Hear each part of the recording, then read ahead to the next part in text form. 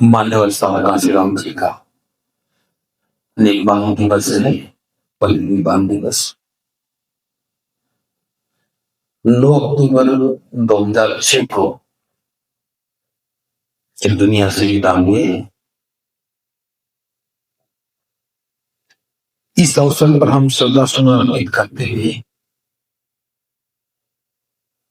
थोड़ा सा मान्यवर स्वामी कांशीराम जी के जीवन संघर्ष पर चर्चा करें।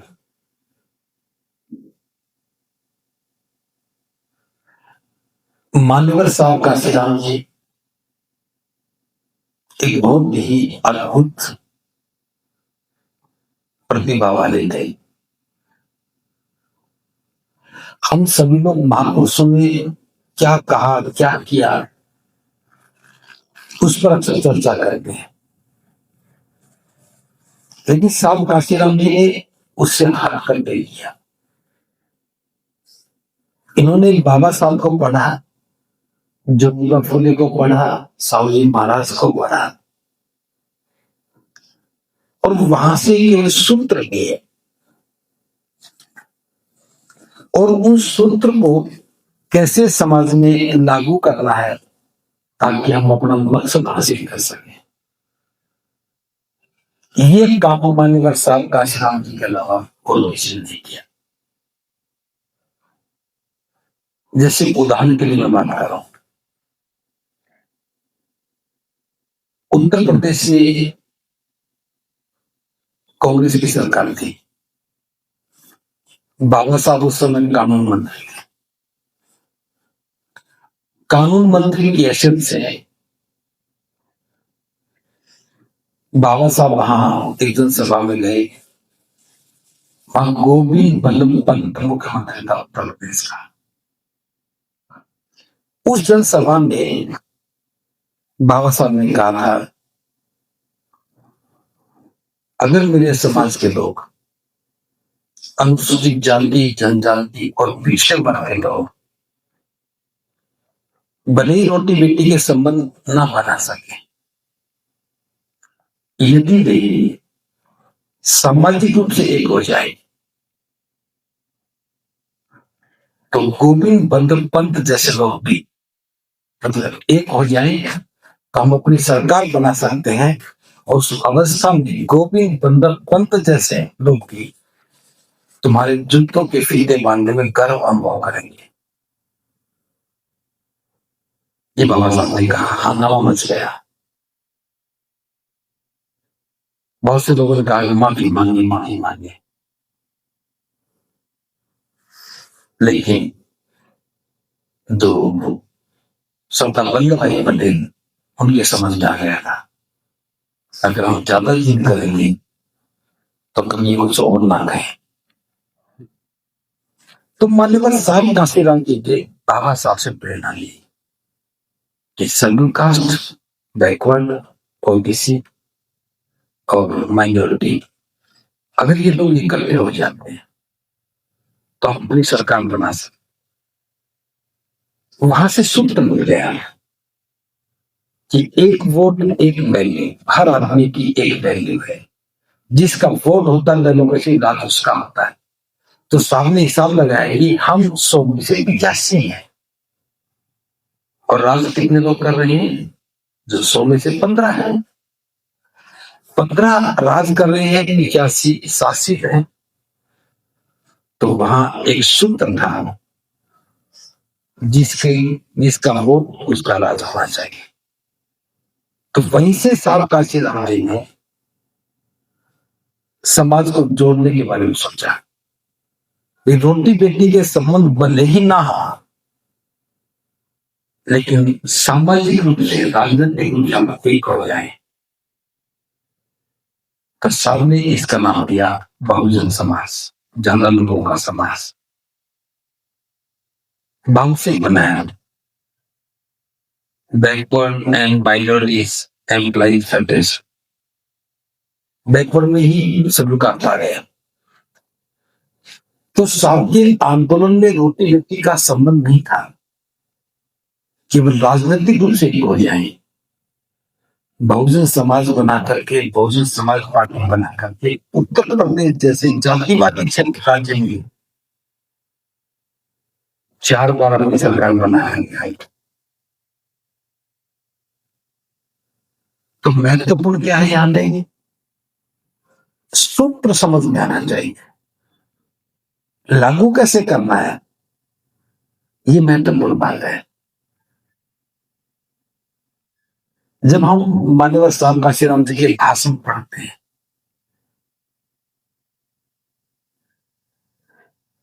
तो एक बात बहुत स्पष्ट समझ में आती है कि इन्होंने जितना भी बोला है अपना कुछ नहीं बोला, जितना किया है अपना कुछ नहीं किया। जैसा जैसा बाबा साहब ने कहा बस उसको समाज में लागू कैसे करना है कर लिया। जैसे बाबा साहब ने जब वोट की लड़ाई लड़ी, गांधी कहता था कि वोट अनपढ़ को नहीं होना चाहिए। 3 लोगों को ये बताया गया, जो इनकम टैक्स देता है, मैट्रिक पास हो या जिसके पास जमीन हो। तो बाबा साहब ने कहा कि हमारे पास कुछ नहीं है, ना जमीन है, ना मैट्रिक पास है और ना इनकम टैक्स देते हैं, तो हमें वोट का अधिकार कैसे मिलेगा। तो बाबा साहब ने दलीलें लेकर के उस कमेटी में जो 270 या 290 लोग थे उन सबको कन्विंस करके वोट का अधिकार लिया। तो सरदार वल्लभ भाई पटेल ने कहा डॉक्टर अम्बेडकर वोट का अधिकार तो ले लिया है, लेकिन तुम्हारे समाज के लोग इसकी कोई कीमत नहीं समझेंगे, एक कागज का टुकड़ा समझे कहीं कहीं सावधान सवाल के लिए उसी बात को पकड़ लिया, वोट की कीमत समझ जानी चाहिए। तो सामने इस एक वोट पर एक पूरा फैल दिया कि हमारा समाज का वोट बिक जाता है, लूट लिया जाता है, बहका दिया जाता है और डरा दिया जाता है। हमें वोट की चोरी हो गई है, हमें वोट की लूट रोक रही है। तो वोट को इज्जत से जोड़ा कि जिस प्रकार तुम अपनी बहन बेटी की इज्जत की रखवाली करते हो, इसी प्रकार वोट की रखवाली करती। और परिणाम क्या हुआ, पूरा समाज वोट की रखवाली करने लगा और एक नारा निकल के आया, नेता भले ही नहीं चाहिए लेकिन वोट नहीं करना चाहिए।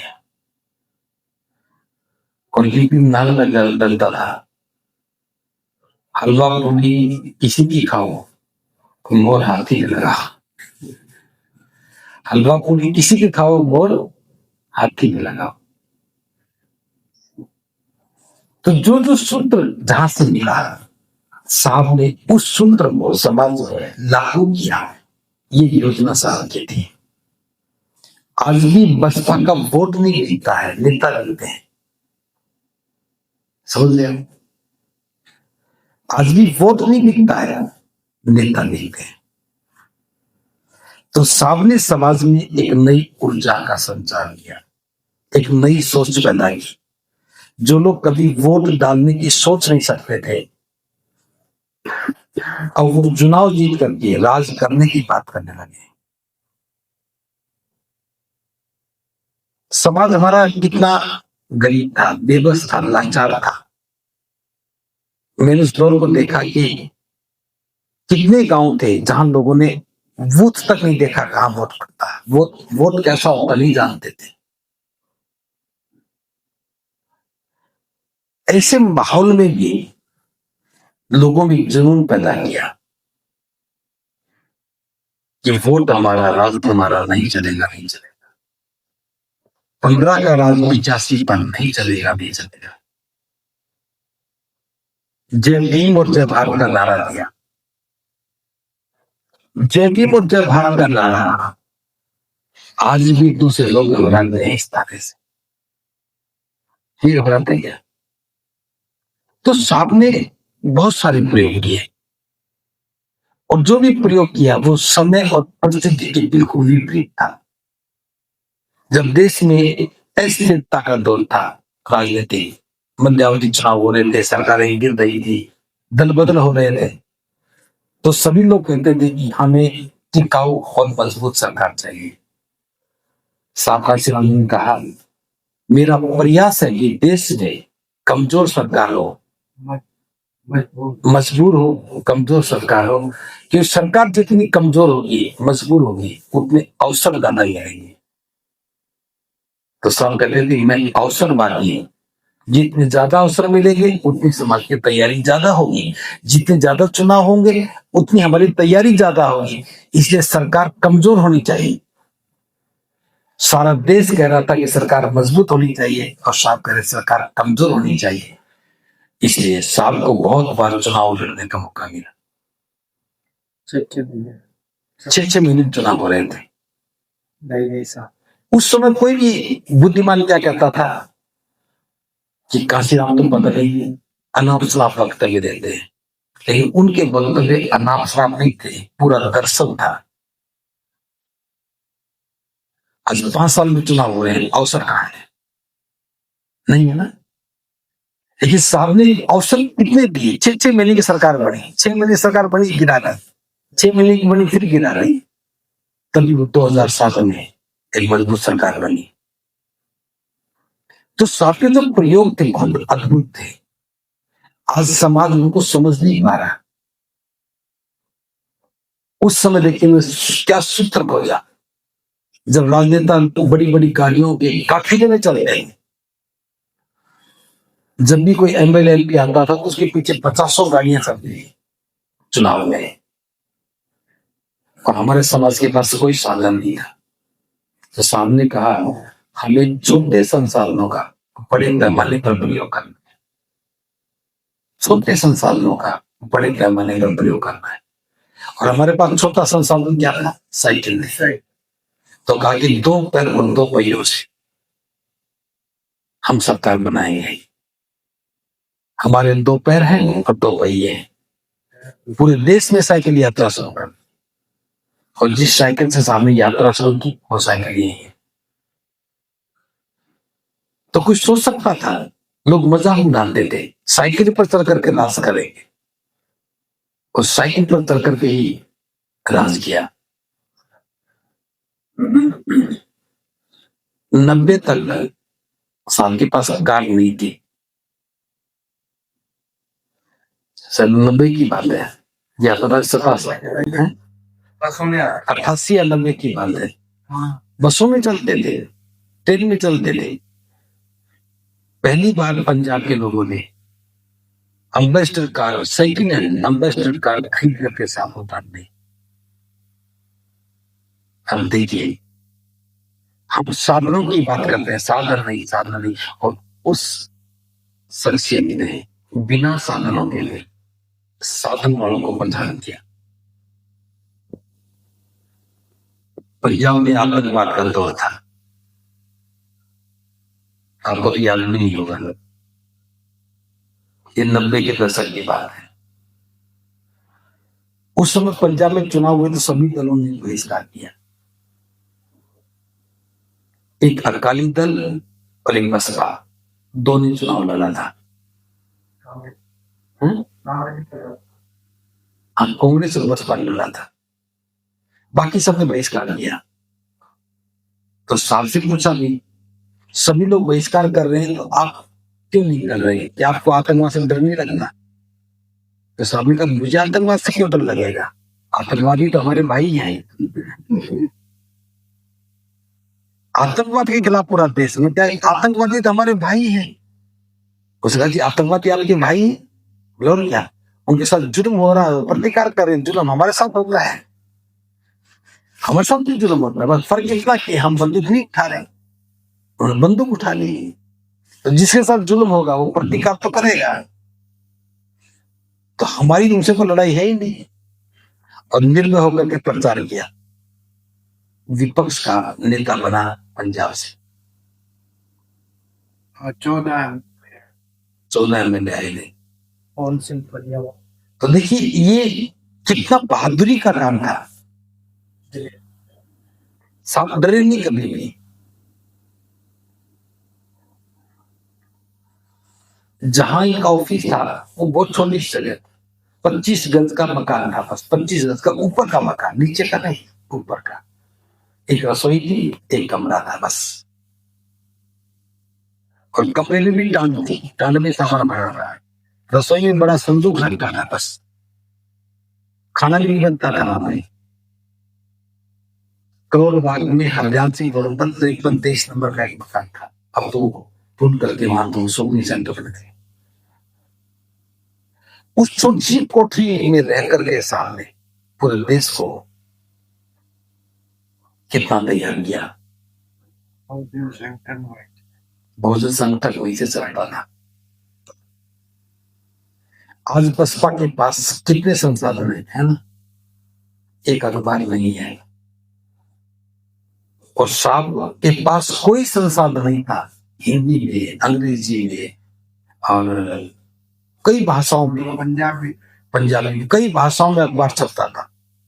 बहुजन संगठन महाराष्ट्र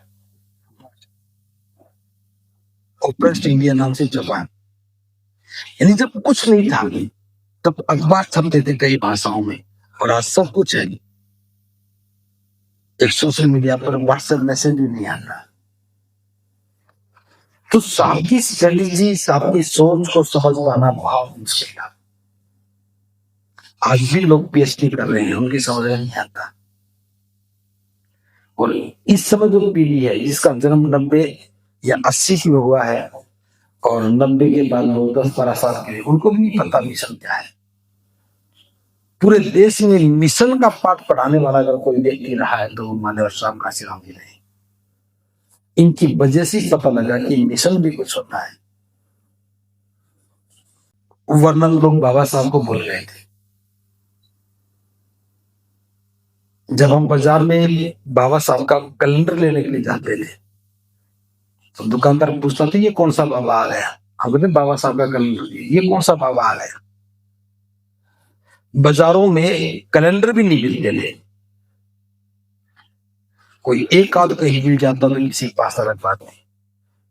उन दिनों स्वतंत्रता सेनानी के बोल मिल सकते थे, चंद्रशेखर आजाद के, भगत सिंह के, राजगुरु के, ऐसे सकते थे। उन्हीं में एक छप जाता था, नेहरू का भी था, गांधी का भी था। लेकिन आज घर घर में अगर बाबा साहब को पहुंचाने का काम किया तो मानव श्याम काशीराम नहीं है। बहुजन समाज में चेतना पैदा करने का काम किया, राजनीतिक महत्वाकांक्षा पैदा करने का काम किया, तो किसने किया? श्याम काशीराम। जितने भी महापुरुष हुए हैं सबको श्याम काशीराम ने जिंदा, सभी महापुरुषों को जिंदा अगर किया तो श्याम काशीराम ने किया। श्याम काशीराम जी के आंदोलन के बाद ही देश में पहली बार महापुरुषों पर साहित्य छपने लगा। अगर हम 80 से पहले देखें तो कहीं साहित्य नाम की चीज नहीं। 80 के बाद जब बसपा की रैलियां होने लगी उस समय लोग साहित्य खरीदने लगे। 85 में आते आते तो बहुत बड़ा साहित्य का भंडार हो गया। तो आज अगर साहित्य हमारे पास आया है, किताबें आई हैं, लेखक बने हैं, इन सब के पीछे अगर कोई प्रेरणा है तो वो कौन है? श्याम काशीराम। और सबसे बड़ी बात है श्याम काशीराम जी केवल एक ही पुस्तक लिखी, द समझाइश, इसके अलावा कोई पुस्तक नहीं लिखी। साहब के आंदोलन पर सैकड़ों पुस्तक लिखी। एक बार की घटना है कि पंजाब से प्रोफेसर गुरनाम सिंह की बात है, वो कार में साहब के साथ यात्रा कर रहे। क्या साहब मैं आप पर किताब लिखना चाहता, आप मुझे अपने संस्मरण बताओ। तो साहब कहते हैं गुरनाम सिंह काम करो, किताब लिखने वाले तो और लोग मिल जाएंगे, काम करो। जो काम करता उन पर किताबें अपना आप लिखी जाती हैं। किताब लिखना कोई काम नहीं है। पूरी यात्रा में एक भी बात नहीं की साहब उसी ने जीवन ने लिखी बात, उसी ने जीवन ने लिखी। मैं बता रहा हूँ नाम से रातों दिन संगठन को बहुत लेख तो साहब का ये विचार नहीं था कि वो अपनी किताब छपवाएं। साहब कहते काम करो, काम करोगे लोग किताब लिख रही है। किताब लिखवाने के लिए मत रुको, काम करो। तो उनकी जो बातें बहुत महत्वपूर्ण है। किसी ने अपने किसी ने पढ़ा है, पढ़ा है, मैंने पढ़ा। जीवनी से कुछ नहीं होता, भाषण पढ़ा। इसका भी भाषण स्पीच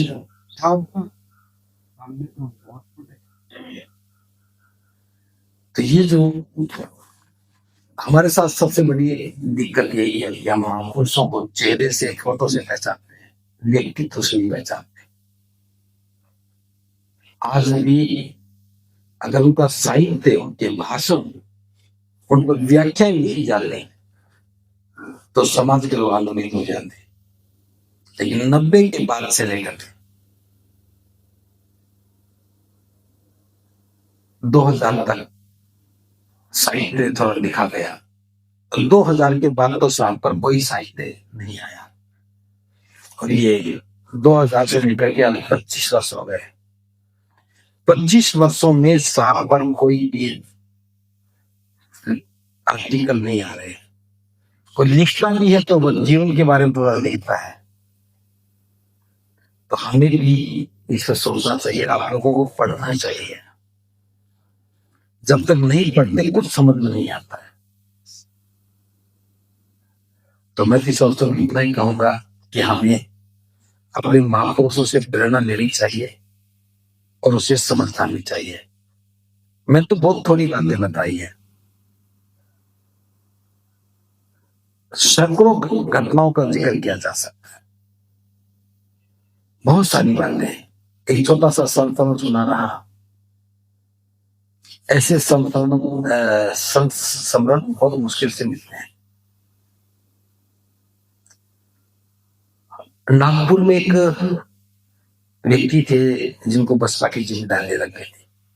मैं उनका नाम अभी भूल रहा हूं, लिखा हुआ है। वहां वॉल राइटिंग का काम चल रहा था और 7 घंटे का काम होता था। तो रात को खुद 2 मिनट मैं बताऊंगा। तो रात को लगभग 12 बजे साहब आए और पूछा ऑफिस में आकर के, तो आज वॉल राइटिंग कहाँ हो रही है? तो किसी ने बताया जी फला चौराहे पर है। सामने का चौक देख के आते हैं, गाड़ी वाड़ी नहीं थी, कुछ पैदल पैदल गई। तो वो वॉल राइटिंग नीचे कर रहे थे जहां तक हाथ जा रहा है। सामने का भी तुम नीचे वॉल राइटिंग कर रहे हो, ये तो ठीक नहीं है, इस पर ऊपर करो। उनका साहब हमारे पास सीढ़ी नहीं है, और सीढ़ी नहीं है तो नीचे करोगे? तो साहब खड़े हो गए, कहा कि मेरे कंधे पर चढ़ गया। तो उसने कहा साहब हम आपके कंधे पर खड़े हुए नहीं ले जाएंगे। तो साहब ने कहा कि मेरे कंधे क्या उस सीढ़ी से भी कमजोर है? मेरे कंधे क्या उस सीढ़ी से भी कमजोर है? और मजबूरी में से कंधों पर खड़े होकर के लिखना पड़ा।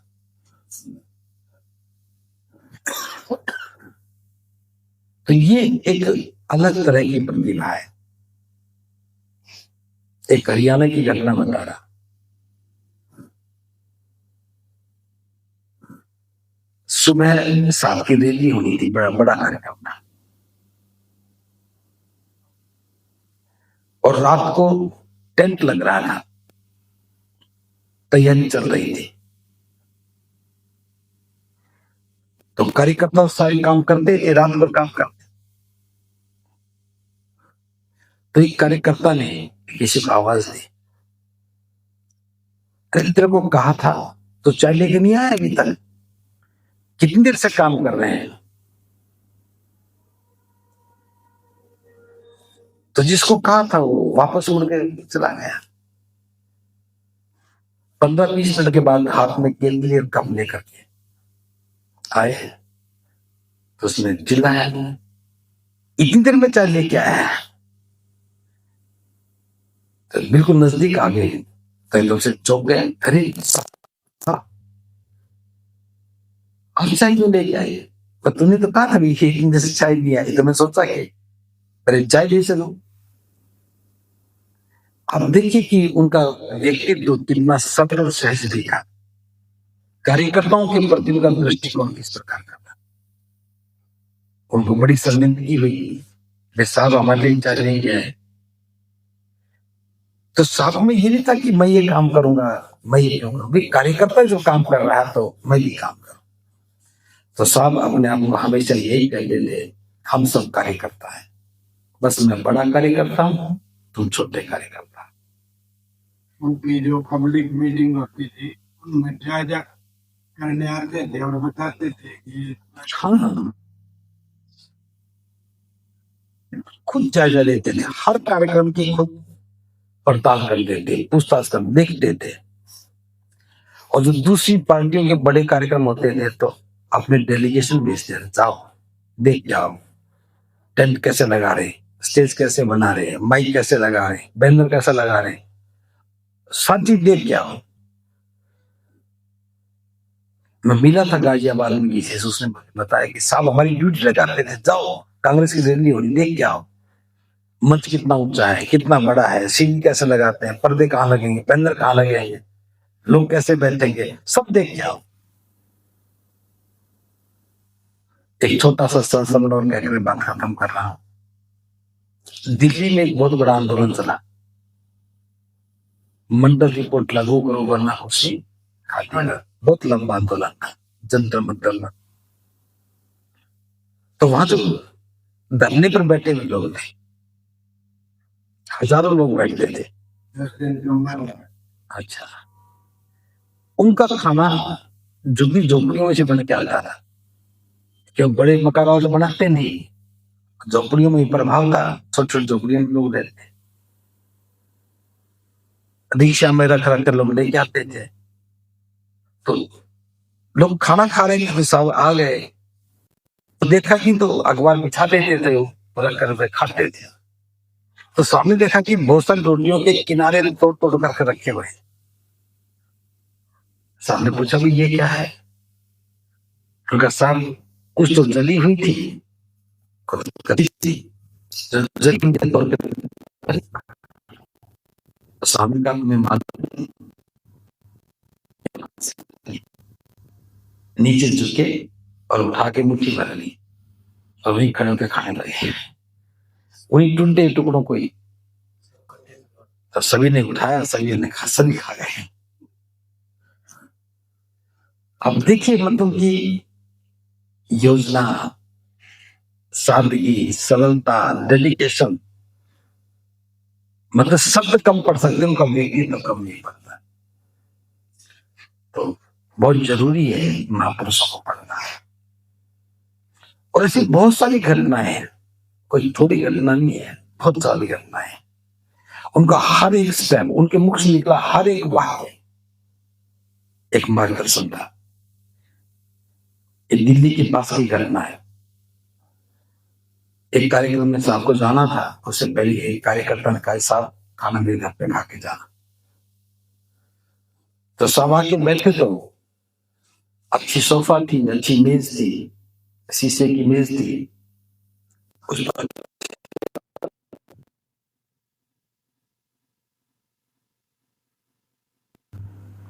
खाना नहीं खाया। साहब ने पूछा तू पहले इधर आ, ये बता तेरे पास ये सब कहां से आया?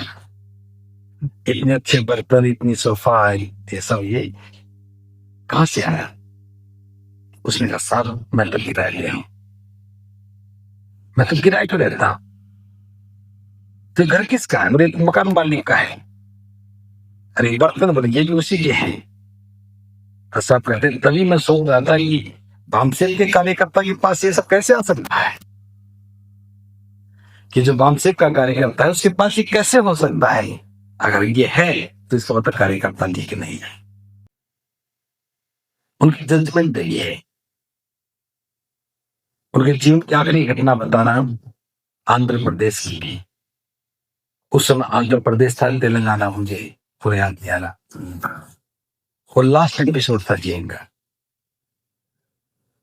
तो मीटिंग लेने के लिए गए थे और वहीं उनका ब्रेन स्ट्रोक हुआ था।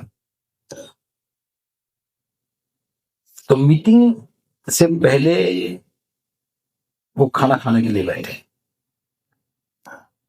तो खाना उनके लिए टिफिन में आया और शाम की मेज पर टिफिन रख दिया खोल करके। सामने पूछा भी ये खाना किसके घर से आया, तो एक रैली था। रैली वहां के सामंत लोग हैं, जैसे यहाँ के जाट लोग होते हैं ना, वहां सामंत है रैली, वही खड़ा था। बस सारों के मेरे घर से आया, बस तुम्हारा परिचय। तो जो बसपा का जो वहां का प्रभारी नेता था, उसका साथ ये रैली है, इनका बहुत बड़ा कारोबार है, ये इनके घर से आए, सारा प्रबंध इन्होंने किया। तो सामने उसको हाथ फेंक दिया, आराम करो, तुम तो बिके गए हो और मुझे भी खरीदना चाहते हो, मुझे बेचना चाहते हो। मैंने कब कहा था कि किसी के घर से खाना लेके आने की, नहीं खाया खाना, और वहीं से ही उठ के चले गए। उसके बाद उनको ब्रेन स्ट्रोक हुआ था। यानी कि आप उनका व्यक्तित्व देखिए, मूवमेंट चलानी है तो किसी के ऊपर निर्भर नहीं होना, खाना भी नहीं खाना किसी का। आज इसलिए तो सबके गुणों को कोई समझ नहीं पा रहा कि उनके काम करने का जज्बा, तरीका कैसा था। फिर कभी चर्चा करेंगे, बहुत सारी घटनाएं हैं। उनके संकल्प सामान्य नहीं थे, इतना त्याग में कोई नहीं कर सकता। तो चलो इस अवसर पर जातवा यहाँ कर देंगे। मैं भी अपनी सौदा समर्पित करता हूँ और निश्चित रूप से हमें उनको पढ़ना चाहिए, तभी हम कुछ चीजें कर सकेंगे। तो अपनी बात की विराम देता हूँ। साथ